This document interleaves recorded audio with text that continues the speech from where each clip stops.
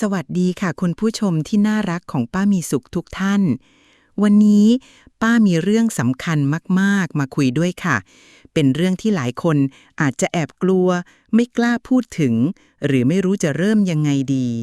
นั่นก็คือเรื่องเกษียณของเรานี่เลยค่ะฝันที่เป็นจริงหรือโจทย์เลขสุดหินคุณผู้ชมคะ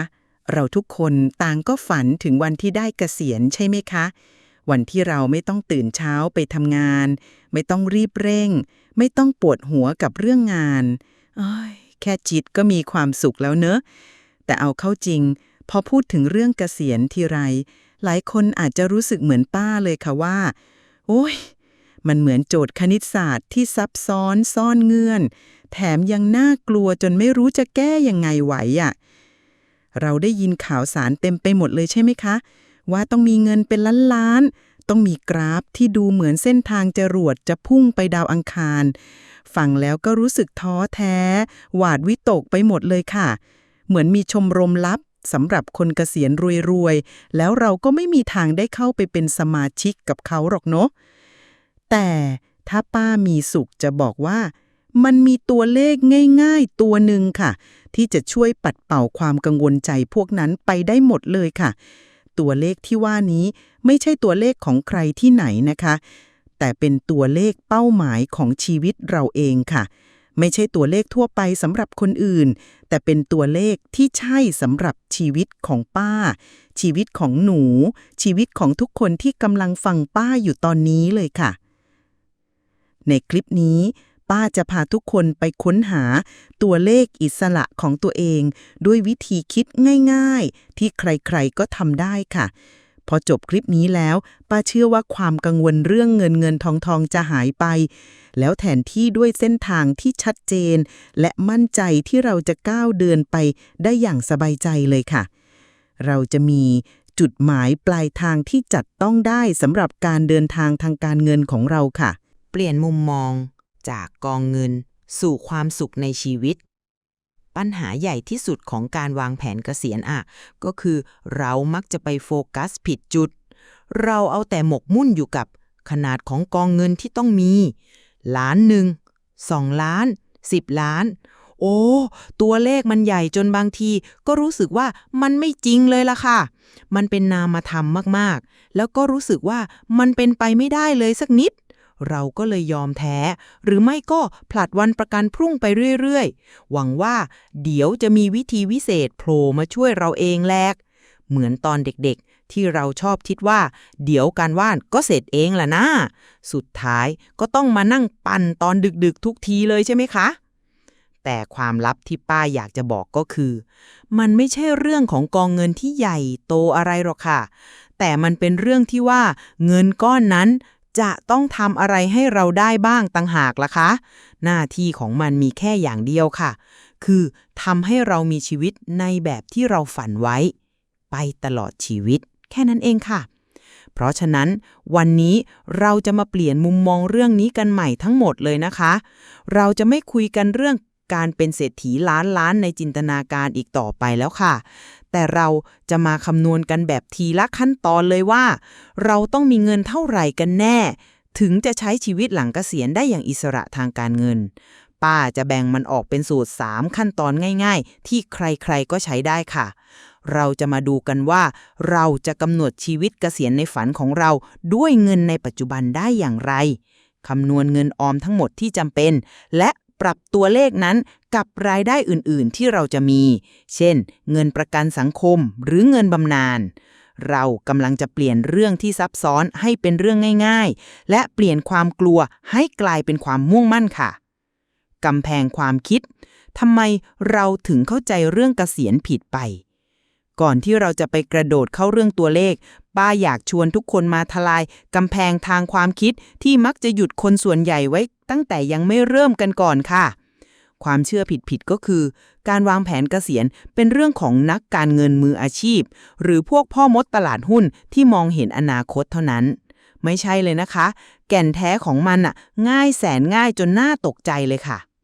ความกังวลที่เราทุกคนรู้สึกมันมาจากความไม่แน่นอนค่ะ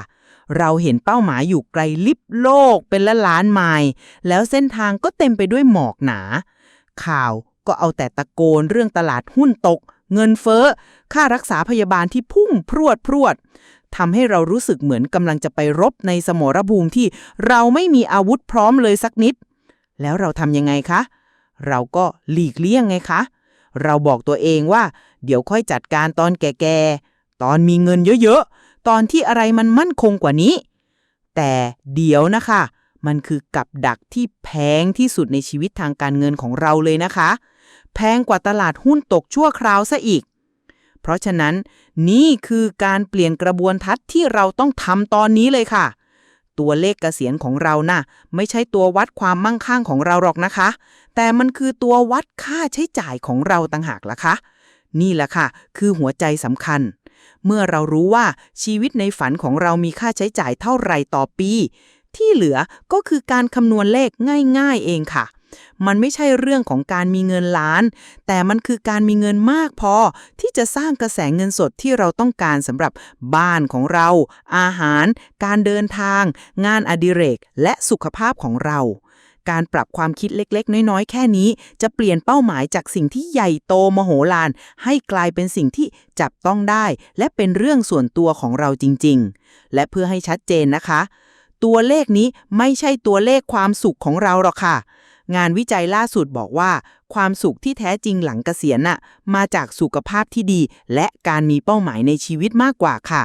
แต่นี่คือตัวเลขอิสระของเราค่ะมันคือตัวเลขที่จะซื้ออิสระให้เราไปโฟกัสที่สิ่งเหล่านั้นที่ทำให้เรามีความสุขจริงๆมันจะทำให้เราเป็นคนขับเคลื่อนชีวิตตัวเองงั้นเรามาจับพวงมาลัยกันเลยดีกว่าค่ะกฎทองคันของการเกษียณ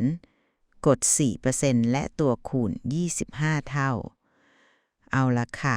นี่คือหัวใจสำคัญที่จะไขทุกสิ่งทุกอย่างเลยนะคะมันคือแนวคิดที่เป็นรากฐานของการวางแผนเกษียณมานานหลาย10 ปีแล้วค่ะและมันถูกเรียกว่ากฎ 4% กฎนี้มาจากงานวิจัยสำคัญชิ้นหนึ่งที่เรียกว่า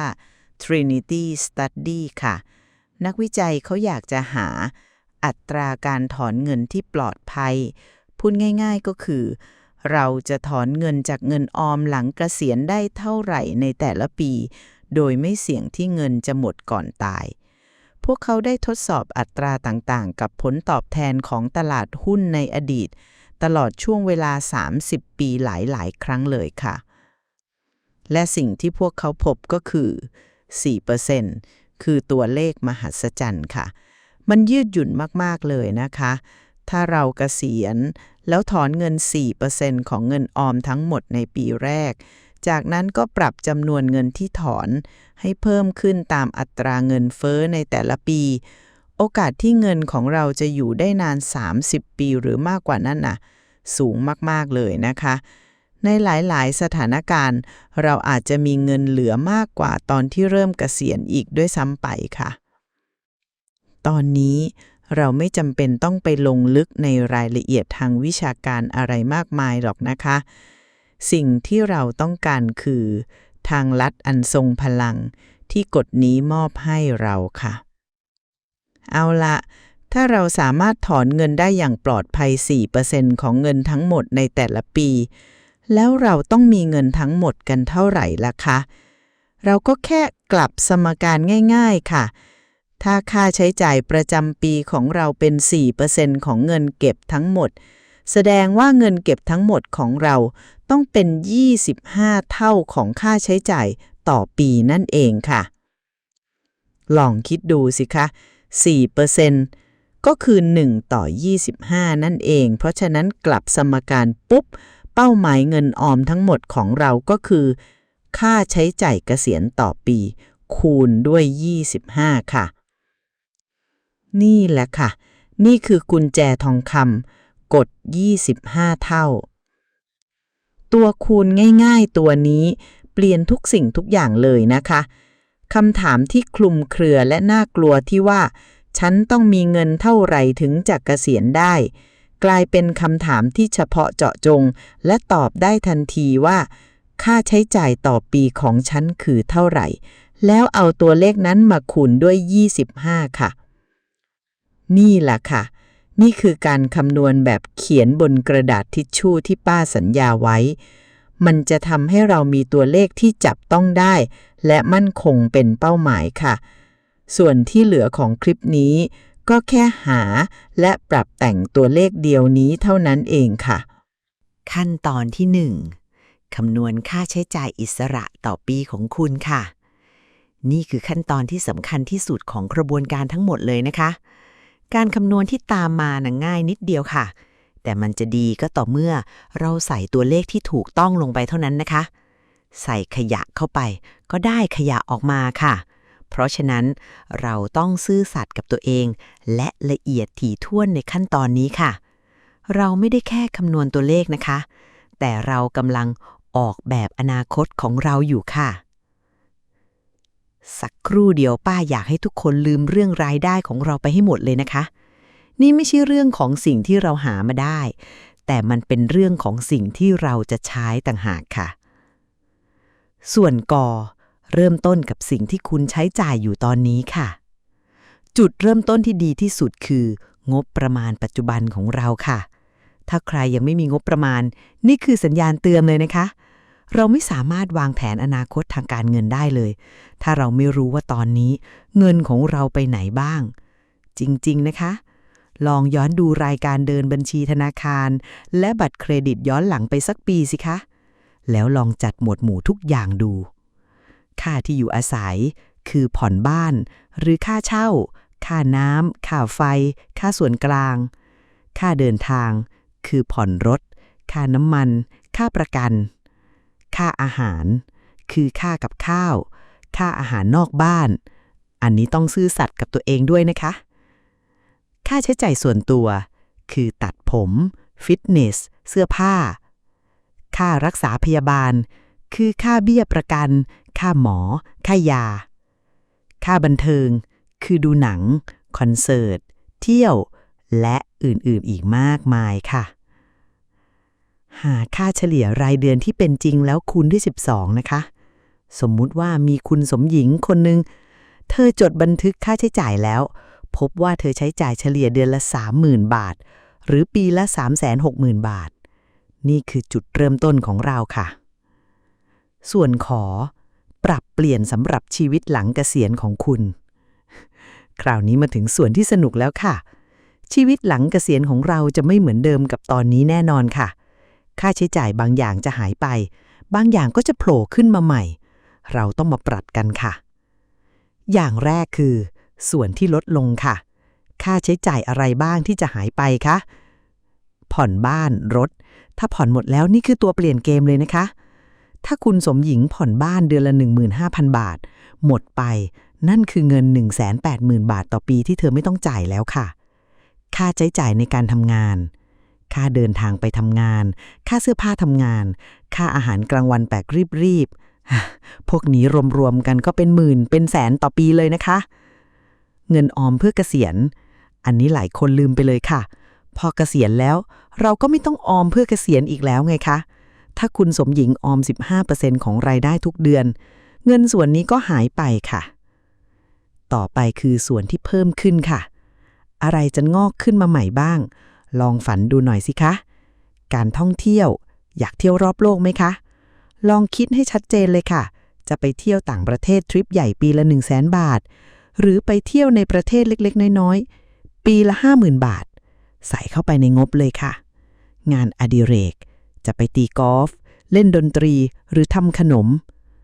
พวกนี้ก็มีค่าใช้จ่ายนะคะค่ารักษาพยาบาลอันนี้คือเรื่องใหญ่ที่น่ากลัวที่เรามองข้ามไม่ได้เลยค่ะค่าใช้จ่ายสุขภาพมักจะเพิ่มขึ้นเมื่อเราอายุมากขึ้นถ้าเราเกษียณก่อนที่จะได้สิทธิประกันสังคมสำหรับผู้ที่ไม่ได้ส่งครบหรือสิทธิ์อื่นๆเราอาจจะต้องซื้อประกันสุขภาพส่วนตัวซึ่งแพงเอาเรื่องนะคะ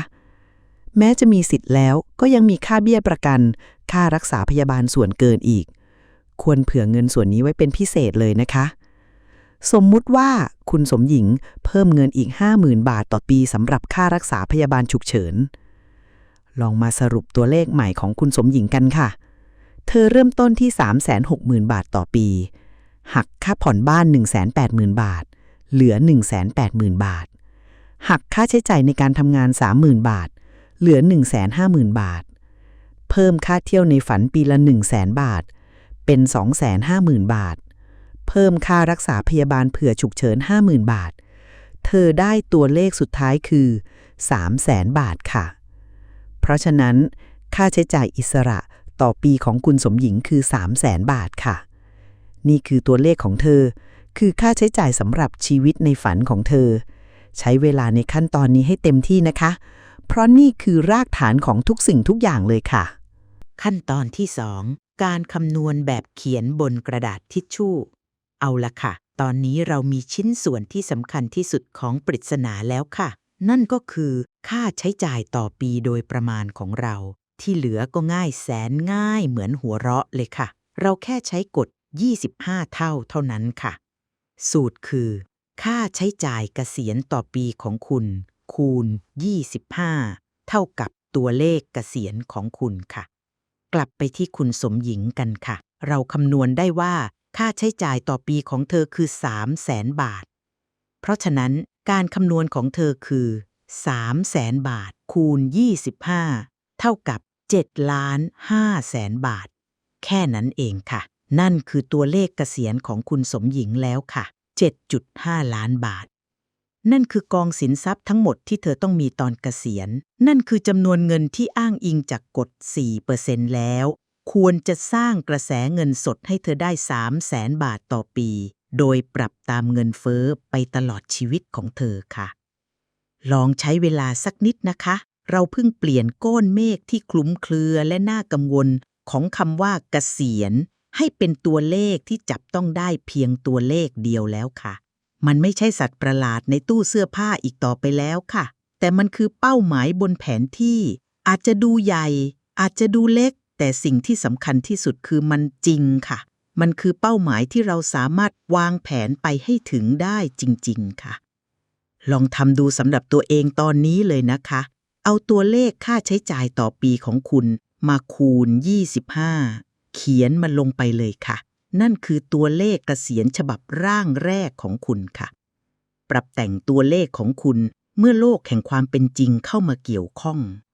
เอาละค่ะคุณได้ตัวเลขก้อนใหญ่ของคุณแล้วค่ะบางคนอาจจะรู้สึกว่าเฮ้ยใกล้กว่าที่คิดแฮะบางคนอาจจะรู้สึกเหมือนโดนต่อยท้องว่าโอ๊ยทำไมมันเยอะขนาดเนี้ยแต่เดี๋ยวก่อนนะคะเรายังไม่จบนะคะตัวเลขนั้นเป็นแค่ก้อนดินเหนียวค่ะตอนนี้เราจะมาปั้นมันให้เป็นรูปร่างด้วยปัจจัยในโลกของความเป็นจริงกันและส่วนต่อไปนี้ล่ะค่ะที่มักจะทำให้ตัวเลขที่น่ากลัวนั้นเล็กลงไปเยอะเลยค่ะส่วนกการคำนวณรายได้อื่นๆเงินออมของเราไม่จำเป็นต้องทำงานคนเดียวทั้งหมดค่ะคนส่วนใหญ่จะมีรายได้อื่นๆในวัยเกษียณและเราสามารถนำรายได้เหล่านั้นมาหักออกจากความต้องการของเราได้ค่ะที่พบบ่อยที่สุดก็คือเงินบำนาญหรือประกันสังคมสำหรับคนไทยส่วนใหญ่ก็คือเงินบำนาญชราภาพจากประกันสังคมหรือเงินบำนาญจากกองทุนบำเหน็จบำนาญข้าราชการหรือกบข.ค่ะเราสามารถเช็คประมาณการเงินที่จะได้รับในอนาคตได้จากเว็บไซต์ของสำนักงานประกันสังคมหรือหน่วยงานที่เกี่ยวข้องได้เลยนะคะใช้เวลาไม่นานค่ะเงินบำนาญจากบริษัทถ้าคุณเป็นหนึ่งในไม่กี่คนที่โชคดีมีเงินบำนาญจากบริษัทนั่นคือรายได้ที่แน่นอนเลยค่ะงานพาร์ทไทม์หลายคนพบว่าอยากทำงานเล็กๆน้อยๆในวัยเกษียณไม่ใช่เพราะต้องทำแต่เพราะอยากมีสังคมและมีเป้าหมายในชีวิตค่ะรายได้จากค่าเช่าอสังหาริมทรัพย์เพื่อการลงทุนสามารถสร้างกระแสรายได้ที่ดีได้เลยนะคะวิธีทำก็คือคุณนำรายได้เหล่านั้นมารวมกันแล้วหักออกจากค่าใช้จ่ายต่อปีของคุณก่อนที่จะคูณด้วย25ค่ะกลับไปที่คุณสมหญิงกันค่ะค่าใช้จ่ายต่อปีของเธอคือ 300,000 บาทเธอไปเช็คแล้วพบว่าเธอจะได้รับเงินบำนาญจากประกันสังคมประมาณ 10,000 บาทต่อเดือนหรือปีละ 120,000 บาทนี่เปลี่ยนเกมทั้งหมดเลยนะคะการคำนวณใหม่ของเธอคือ 300,000 บาทค่าใช้จ่ายหักด้วย 120,000 บาทเงินประกันสังคมเท่ากับ 180,000 บาท เงิน 180,000 บาทนี้คือช่องว่างของรายได้ที่เงินออมส่วนตัวของเธอต้องสร้างขึ้นมาในแต่ละปีค่ะ ตอนนี้เรานำกฎ 25 เท่านี้มาใช้ค่ะ 180,000 บาทคูณ 25 เท่ากับ 4,500,000 บาท เห็นไหมคะว่าเกิดอะไรขึ้น ตัวเลขเกษียณของคุณสมหญิงลดลงเกือบครึ่งเลยค่ะ จาก 7,500,000 เหลือแค่ 4,500,000 นี่แหละค่ะคือพลังของการนำรายได้อื่นๆมาคำนวณรวมด้วย มันสามารถเปลี่ยนภูเขาให้เป็นเนินเขาที่ปีนได้สบายๆเลยค่ะ ส่วนขอมอนสเตอร์ภาษีภาษี แขกที่ไม่ได้รับเชิญที่ไม่มีใครอยากให้มาดินเนอร์ด้วยเลยใช่ไหมคะ การถอนเงินจากกองทุนบางประเภท เช่น กองทุนสำรองเลี้ยงชีพ หรือกองทุนรวมเพื่อการเลี้ยงชีพบางส่วน อาจจะต้องเสียภาษีเงินได้บุคคลธรรมดา เพราะฉะนั้นถ้าเราต้องการเงิน 300,000 บาทเพื่อใช้จริงๆ เราอาจจะต้องถอนเงินมากกว่านั้นเพื่อแบกรับต้นทุนในส่วนนี้ค่ะ ในทางกลับกันเงินที่อยู่ในกองทุนรวมเพื่อการออมหรือกองทุน RMF ที่ครบเงื่อนไขการถอนเงินออกมาอาจจะได้รับการยกเว้นภาษีซึ่งถือเป็นข้อได้เปรียบที่สำคัญมากๆเลยค่ะส่วนคอมังกรเงินเฟ้อเงินเฟ้อคือโจรเงียบที่ค่อยๆกัดกินกำลังซื้อของเราไปเรื่อยๆค่ะเงิน 300,000 บาทที่ซื้อชีวิตดีๆได้ในวันนี้อาจจะซื้อได้ไม่เท่าเดิมในอีก30 ปีข้างหน้าข่าวดีก็คือกฎ 4% ถูกสร้างขึ้นมาเพื่อรับมือกับสิ่งนี้ค่ะกฎนี้อนุญาตให้เราเพิ่มจำนวนเงินที่ถอนในแต่ละปีตามอัตราเงินเฟ้อทำให้กำลังซื้อของเราคงที่เพราะฉะนั้นแม้เราจะต้องตระหนักถึงเงินเฟ้อแต่เราไม่จำเป็นต้องคำนวณแยกต่างหากที่ซับซ้อนถ้าเราใช้กรอบความคิด 25 เท่านี้ค่ะมันถูกอบเข้าไปในสูตรเรียบร้อยแล้วค่ะคุณกำลังไปถูกทางหรือไม่การตรวจสอบเป้าหมายตอนนี้คุณมีตัวเลขเกษียณที่เป็นจริงแล้วค่ะคำถามต่อไปที่ชัดเจนก็คือฉันกำลังไปถูกทางที่จะไปถึงเป้าหมายนั้นไหมตรงนี้แหละค่ะที่เกณฑ์การออมตามช่วงอายุจะเป็นประโยชน์ถึงแม้จะไม่สมบูรณ์แบบก็ตามค่ะบริษัททางการเงินมักจะแนะนำให้มีเงินออมเป็นกี่เท่าของเงินเดือนประจำปีตามช่วงอายุเกณฑ์ทั่วไปก็ประมาณนี้ค่ะอายุ30 ปีมีเงินออม1 เท่าของเงินเดือนต่อปีอายุ40 ปี3 เท่าของเงินเดือนต่อปีอายุ50 ปี6 เท่าของเงินเดือนต่อปีอายุ60 ปี8 เท่าของเงินเดือนต่อปีเมื่อเกษียณ10-12 เท่าของเงินเดือนสุดท้ายค่ะแต่คำเตือนที่สำคัญมากๆนะคะพวกนี้เป็นแค่หลักคิดคร่าวๆเท่านั้นนะคะถ้าคุณดูแล้วรู้สึกว่าตัวเองยังตามหลังอยู่อย่าเพิ่งตกใจนะคะป้าจะย้ำอีกครั้งอย่าเพิ่งตกใจเกณฑ์เหล่านี้ไม่รู้จักชีวิตของคุณค่ะพวกเขาไม่รู้ว่าคุณมีหนี้สินอะไรหรือคุณหยุดงานไปเลี้ยงลูกหรือคุณเพิ่งเริ่มต้นอาชีพช้ากว่าคนอื่นคุณใช้ตัวเลขเหล่านี้เป็นเครื่องมือวินิจฉัยนะคะไม่ใช่สมุดพกคะแนนค่ะถ้าคุณอายุ40 ปีรายได้ 50,000 บาทต่อเดือน 600,000 บาทต่อปีแล้วเกณฑ์บอกว่าคุณควรจะมีเงินออม 1.8 ล้านบาทแต่คุณมีแค่1 ล้านบาทนั่นไม่ใช่ความล้มเหลวนะคะมันเป็นแค่ข้อมูลค่ะมันบอกคุณว่าคุณอาจจะต้องเร่งอัตราการออมให้มากขึ้นเพื่อลดช่องว่างนั้นในช่วง20 กว่าปีข้างหน้าค่ะมันคือความรู้ค่ะและความรู้คือพลังค่ะถ้าตัวเลขของคุณดูเหมือนเป็นไปไม่ได้ล่ะโอเคค่ะหลังจากทั้งหมดนี้